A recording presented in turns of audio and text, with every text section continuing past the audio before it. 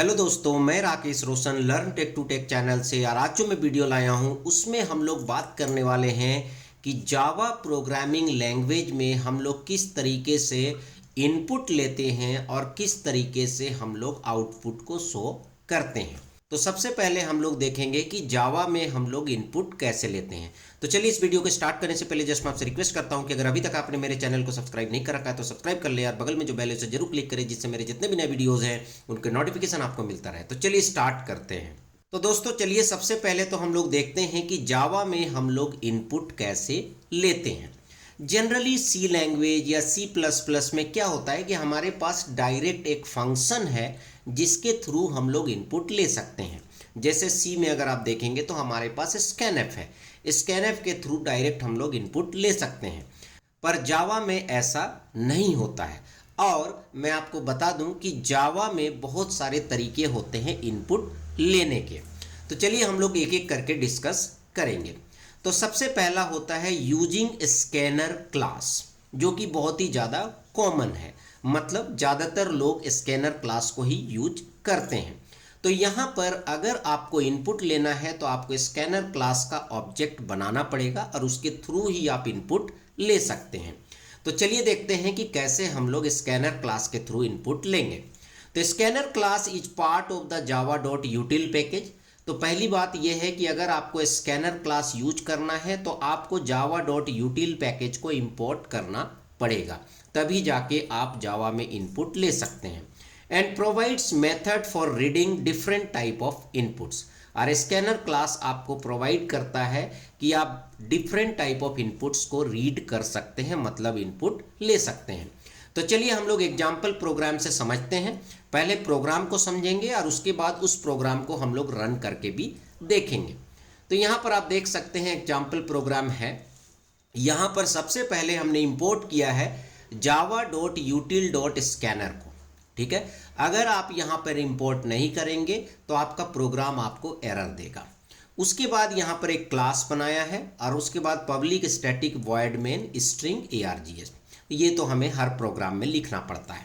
अब यहाँ पर आप देख सकते हैं हमने स्कैनर का एक ऑब्जेक्ट बनाया है। तो स्कैनर का ऑब्जेक्ट हमने स्कैनर ही नाम रखा है, पर यहाँ पर ये एस स्मॉल है, ठीक है। यहाँ पर जो स्कैनर क्लास है उसका एस कैपिटल होगा, क्योंकि जावा में आप जानते हैं कि जितने भी क्लास नेम होते हैं वो कैपिटल लेटर से चालू होता है। उसके बाद यहाँ पर आप देख सकते हैं हमने ऑब्जेक्ट बनाया है न्यू ऑपरेटर से, न्यू स्कैनर। पर यहाँ पर आपको लिखना पड़ेगा सिस्टम डॉट इन, क्योंकि आप इनपुट लेना चाहते हैं बाय डिफ़ॉल्ट इनपुट डिवाइस से, मतलब कीबोर्ड से। अब उसके बाद सपोज दैट आपको नाम एंटर करना है, तो आउटपुट दिखाने के लिए तो हमारे पास सिंपल मेथड है system dot out dot print या फिर system dot out dot println, वो भी हम लोग आगे देखेंगे। और उसके बाद यहाँ पर हम एंटर योर नेम लिखेंगे तो ये क्या करेगा, वो मैसेज दिखाएगा। पर इनपुट कैसे लेंगे? इनपुट के लिए आपको यहाँ पर देख सकते हैं स्ट्रिंग नेम। तो पहले तो ये वेरिएबल लिए हैं जिसका डेटा टाइप क्या है, स्ट्रिंग है। पर इस नेम में हम इनपुट कैसे लेंगे, उसके लिए हमें लिखना पड़ेगा ये स्कैनर ऑब्जेक्ट का नाम स्कैनर डॉट नेक्स्ट लाइन। पर मैं आपको बता दूं कि ये जो मेथड है नेक्स्ट लाइन हर एक तरह के इनपुट के लिए नहीं होता है, ये स्ट्रिंग के लिए होता है, एक लाइन इनपुट करने के लिए होता है। तो स्कैनर डॉट नेक्स्ट लाइन, तो यहाँ पर अगर आप स्कैनर डॉट नेक्स्ट लाइन लिख रहे हैं तो ये आपसे इनपुट लेगा और इस इनपुट को स्टोर कर देगा नेम में, ठीक है। पर यहाँ पर हर टाइप के इनपुट के लिए अलग अलग मेथड होते हैं, आगे हम लोग देखेंगे। तो जैसे यहाँ पर आगे आप देख सकते हैं अगर आपको इंटीजर इनपुट लेना है जैसे एज, तो आपको लिखना पड़ेगा इंट एज। तो ये तो वेरिएबल डिक्लेरेशन है, ये आप चाहे तो ऊपर भी कर सकते हैं, नहीं प्रॉब्लम है।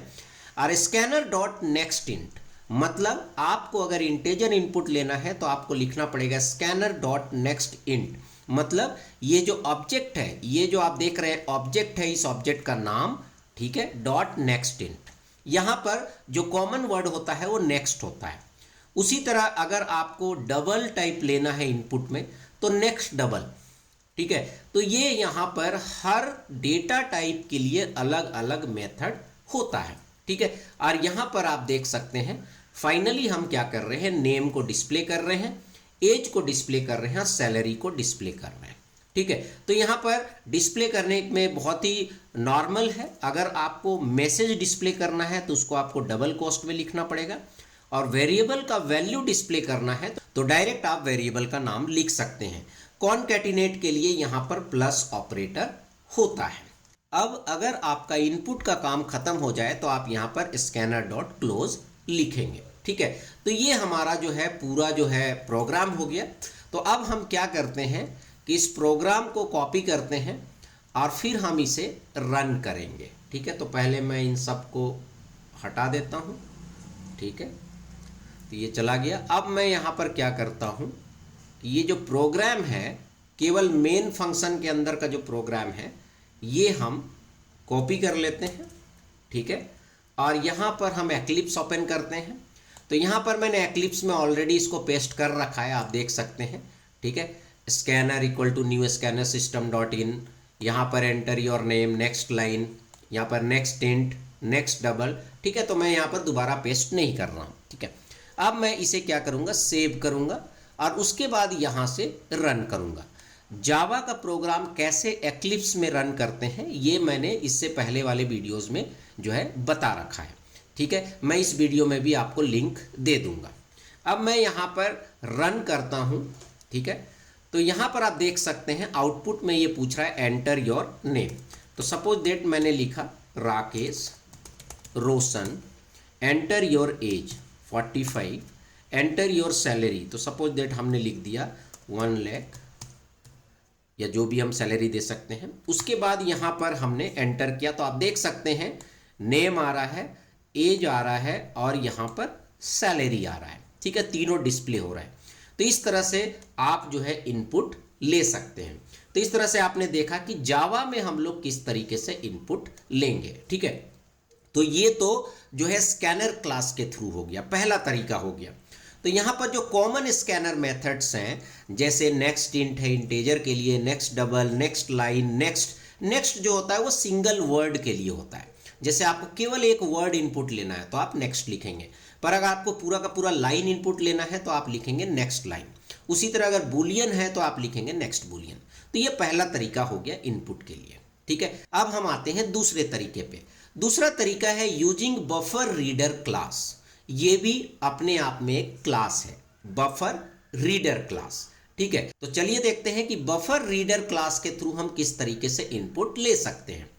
तो buffer reader class read text from the input stream efficiently.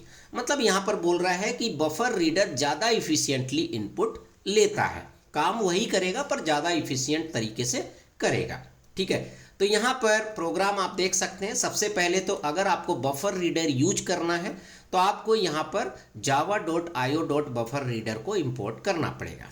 साथ ही साथ यहाँ पर एक्सेप्शन को भी इंपोर्ट करना पड़ेगा और इनपुट स्ट्रीम रीडर को भी आपको इंपोर्ट करना पड़ेगा। क्यों?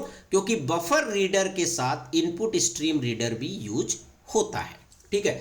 तो यहाँ पर आप देख सकते हैं, यहाँ पर क्लास हमने डिक्लेयर किया है public static void main, as it is है जैसे हम हर एक जगह लिखते हैं। पर यहाँ पर थ्रोज आईओ एक्सेप्शन हम लिख रहे हैं। मतलब अगर आप बफर रीडर क्लास यूज कर रहे हैं तो यहाँ पर अगर आप थ्रोज आईओ एक्सेप्शन लिखेंगे तो ज़्यादा बेटर होगा, ताकि कोई भी एक्सेप्शन आता है इनपुट आउटपुट से रिलेटेड तो वो अपने आप को हैंडल कर सकता है। अब यहाँ पर अगर आपको इनपुट लेना है तो सबसे पहले बफर रीडर का ऑब्जेक्ट बनाना पड़ेगा। तो लिखना पड़ेगा buffer reader reader new again buffer reader, ठीक है। तो आपको पता है जावा में ऑब्जेक्ट बनाने का यही तरीका होता है, class name object equal to new और उसके बाद क्लास नेम। पर यहाँ ब्रैकेट में आपको पास करना पड़ेगा न्यू इनपुट स्ट्रीम रीडर और यहाँ पर सिस्टम डॉट इन। मतलब आपको बताना पड़ेगा कि बफर रीडर हम यूज कर रहे हैं इनपुट के लिए, पर हम इनपुट कहाँ से लेंगे? हम स्टैंडर्ड कीबोर्ड डिवाइस से लेंगे। एक्चुअली ये जो सिस्टम डॉट इन है ये डिनोट करता है आपके कीबोर्ड को। उसी तरह जब आउटपुट में आप लिखते हैं सिस्टम डॉट आउट तो ये डिनोट करता है आपके मॉनिटर को, स्टैंडर्ड आउटपुट डिवाइस को, ठीक है। तो यहाँ पर आप देख सकते हैं लिख रहे हैं system dot out dot print enter your name. Same वही हम इनपुट का ही काम कर रहे हैं, पर इससे पहले हम स्कैनर का ऑब्जेक्ट बनाए थे, अब हम बफर रीडर का ऑब्जेक्ट बना रहे हैं। वहां पर हम नेक्स्ट लाइन लिखते थे, यहां पर हम लिखेंगे रीड लाइन, ठीक है। तो स्ट्रिंग नेम, तो तो ये तो हम बस वेरिएबल को डिक्लेयर कर रहे हैं, इक्वल टू रीडर डॉट, ये जो रीडर ऑब्जेक्ट है वो आ जाएगा डॉट रीड लाइन। पहले हम नेक्स्ट लाइन यूज कर रहे थे किसमें, स्कैनर क्लास में, यहां पर हम यूज करेंगे रीड लाइन। ठीक है, अब यहां पर आप देखेंगे कि हर एक डेटा टाइप के लिए बफर रीडर से अगर आप इनपुट ले रहे हैं तो आपको रीड लाइन ही लिखना है। पर अगर इंटेजर है, जैसे यहां पर एंटर योर एज, आप एज एंटर कर रहे हैं, तो उस केस में आप यहां पर रीडर डॉट रीड लाइन ही लिखेंगे। पर यहां पर क्या होता है, अगर आप बफर रीडर क्लास के थ्रू इनपुट ले रहे हैं रीड लाइन से, तो हमेशा इसका डेटा टाइप स्ट्रिंग होता है, तो उसको आपको कन्वर्ट करना होगा इंटीजर में, क्योंकि एज जो है वो इंटीजर होता है, तो आपको लिखना पड़ेगा इंटीजर डॉट पार्स इंट। अगर फ्लोट में करना है तो पार्स फ्लोट, इस तरीके के आपको वर्ड यूज करने पड़ेंगे। ठीक है, यहां पर हम एक तरह से टाइप कास्टिंग कर रहे हैं। उसके बाद यहां पर हम नेम और एज को डिस्प्ले कर रहे हैं। तो इस तरह से बफर रीडर के थ्रू अगर आप प्रोग्राम लिखते हैं तो आपको यहां पर इस तरीके से लिखना पड़ेगा।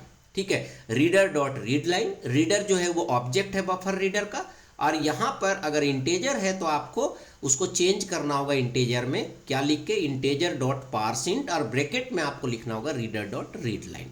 ठीक है, तो चलिए अब इसको क्या करते हैं हम कि रन करके देखते हैं जावा में, एक्लिप्स में ले जाके, कि किस तरीके से ये एग्जीक्यूट करेगा। यहाँ पर मेन वाला जो पार्ट है उसको कॉपी कर लेता हूँ और यहाँ पर मैंने पेस्ट कर दिया, बट यहाँ पर आपको ये इंपोर्ट करना पड़ेगा। ठीक है, तो वो भी हमको इंपोर्ट करना होगा, तो यह स्कैनर मैं हटा देता हूँ और ये मैंने इंपोर्ट कर दिया। ठीक है, अब उसके बाद एक चीज़ रह रहा है, यहाँ पर हमको लिखना पड़ेगा थ्रोज आईओ एक्सेप्शन। ठीक है, तो आप देख सकते हैं अब जो एरर था वो हट चुका है। इससे पहले जो है कुछ वार्निंग एरर दिखा रहा था यहाँ पर, वो अपने आप हट गया जब मैंने थ्रोज आईओ एक्सेप्शन लिखा। अब मैं इसे सेव करता हूँ और फिलहाल मैं इसे रन करता हूँ। तो आप देख सकते हैं यहाँ पर एंटर योर नेम आ रहा है, मैंने लिखा डॉक्टर राकेश रोशन और एज मैंने 45 लिख दिया। तो आप देख सकते हैं यहाँ पर आ रहा है name doctor Rakesh Roshan, as 45। तो इस तरीके से आप बफर रीडर के थ्रू इनपुट ले सकते हैं। तो यहाँ पर हमने दो तरीका बताया आपको, स्कैनर क्लास के थ्रू और बफर रीडर के थ्रू। अब तीसरा ये है console class, using console class. तो चलिए देखते हैं कंसोल क्लास क्या है। For secure input like password, अगर आप पासवर्ड की तरह कुछ इनपुट ले रहे हैं तो उसके लिए आप कंसोल क्लास यूज कर सकते हैं। तो console is suitable for reading secure inputs like password without echoing them. पर यहां पर क्या होगा कि जब आप इनपुट लेंगे तो वो आपकी स्क्रीन में दिखेगा नहीं।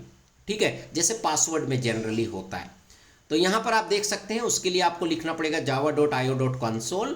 फिर यहां पर कंसोल का आपको ऑब्जेक्ट बनाना पड़ेगा, क्योंकि यहां पर आप इनपुट ले रहे हैं कंसोल क्लास के थ्रू। और यहां पर आपको लिखना पड़ेगा system.console, मतलब यहां पर आपको न्यू नहीं लिखना है, यहां पर आपको लिखना है system.console।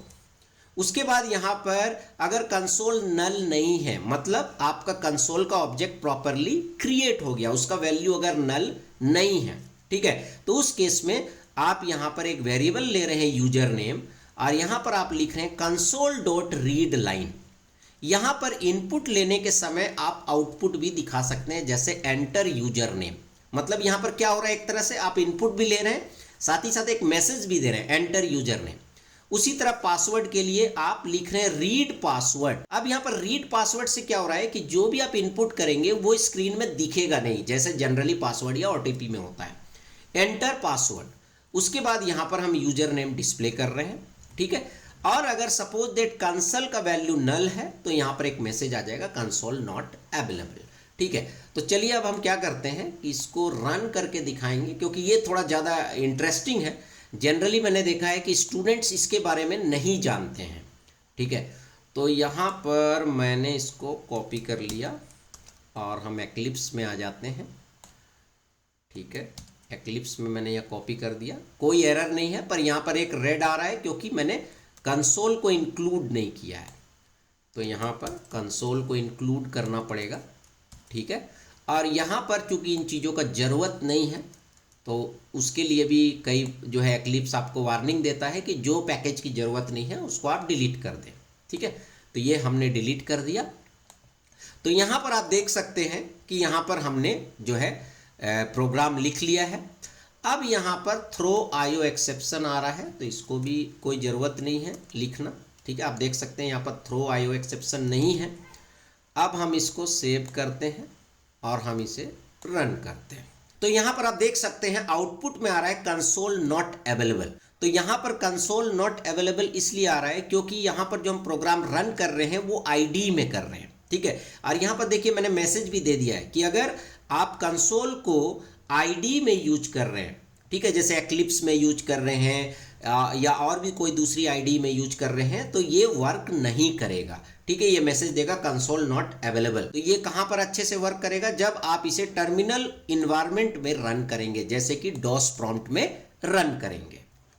तो चलिए दोस्तों, इसको हम लोग डॉस प्रॉम्प्ट में रन करके देखेंगे। तो सबसे पहले हम इसे कॉपी कर लेते हैं, यहाँ पर पेस्ट कर लेते हैं। यहाँ पर मैं थोड़ा नाम चेंज कर देता हूँ क्लास का, आईओ डेमो, क्योंकि कई बार क्या होता है जब आप आईओ नाम लेते हैं तो वो वर्क नहीं करता है यहाँ पर। ठीक है, फिर मैंने सेव कर लिया। ऑलरेडी इस फाइल का नाम मैंने दिया हुआ है iodemo.java।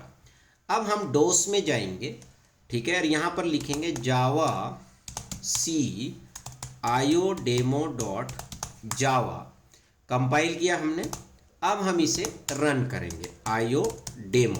तो यहाँ पर आप देख सकते हैं एंटर यूजर नेम आ रहा है, तो मैंने लिखा राकेश, और एंटर पासवर्ड। तो यहाँ पर आप देख सकते हैं मैं टाइप कर रहा हूँ पर यहाँ पर ये टाइप नहीं हो रहा है, मतलब पासवर्ड हम इनपुट कर रहे हैं पर ये शो नहीं हो रहा है। अब हम एंटर करते हैं तो यहाँ पर आप देख सकते हैं यूजर नेम राकेश आ रहा है। तो यहाँ पर क्या हो रहा है कि आपने लिखा console.read पासवर्ड, इसलिए जो भी हम टाइप कर रहे हैं वो नहीं शो हो रहा है। इनपुट तो हो रहा है पर वो शो नहीं हो रहा है। ठीक है, जैसे यहाँ पर अगर मैं पासवर्ड को शो करता हूँ, पासवर्ड, और यहाँ पर लिख देता हूँ पासवर्ड, और उसके बाद मैं इसे सेव करता हूँ, फिर मैं यहाँ जाता हूँ, फिर मैंने कंपाइल किया और हम इसे रन करते हैं। तो यहाँ पर हमने लिखा राकेश और पासवर्ड में मैं लिख रहा हूँ रोशन। ये दिख नहीं रहा है, मैं टाइप कर रहा हूँ आपको दिख नहीं रहा है, पर ये इनपुट हो गया, मैंने रोशन लिखा है। अब मैं एंटर किया तो आप देख सकते हैं पासवर्ड आपका इनक्रिप्टेड फॉर्म में आ रहा है। ठीक है, तो इस तरीके से क्या है कि आप पासवर्ड जो है वो इनपुट ले सकते हैं। ठीक है, मतलब यहाँ पर कंसोल जो है वो ज़्यादा सिक्योर्ड माना जाता है अगर आप इनपुट ले रहे हैं। तो दोस्तों, इस तरीके से आपने देखा कि जावा में हम कितने तरीके से इनपुट ले सकते हैं। अब उसके बाद एक कमांड लाइन आर्गुमेंट के थ्रू भी आप इनपुट ले सकते हैं। इसको हम लोग नेक्स्ट वीडियो में कवर करेंगे, और ये वीडियो चूंकि काफ़ी लंबा हो रहा है इसलिए आउटपुट वाला पार्ट भी हम लोग नेक्स्ट वीडियो में कवर करेंगे, थोड़ा डिटेल में देखेंगे। हालांकि कुछ चीज़ें हम लोगों ने इस वीडियो में डिस्कस कर लिया, जैसे कि हम किस तरीके से प्रिंट करेंगे। तो प्रिंट करने के लिए हम लोग यूज करते हैं system.out.print, और उसी तरह अगर पूरा का पूरा लाइन प्रिंट करना है तो system.out.println। तो जब आप println यूज करते हैं तो पूरा लाइन प्रिंट होता है और आप नेक्स्ट लाइन में आ जाते हैं। पर अगर आप लिखते हैं system.out.print और दोबारा फिर से अगर आप लिखेंगे system.out.print और कुछ और प्रिंट करेंगे तो सेम लाइन में आएगा। ठीक है, इन सारी चीज़ों को हम लोग नेक्स्ट क्लास में डिस्कस करेंगे।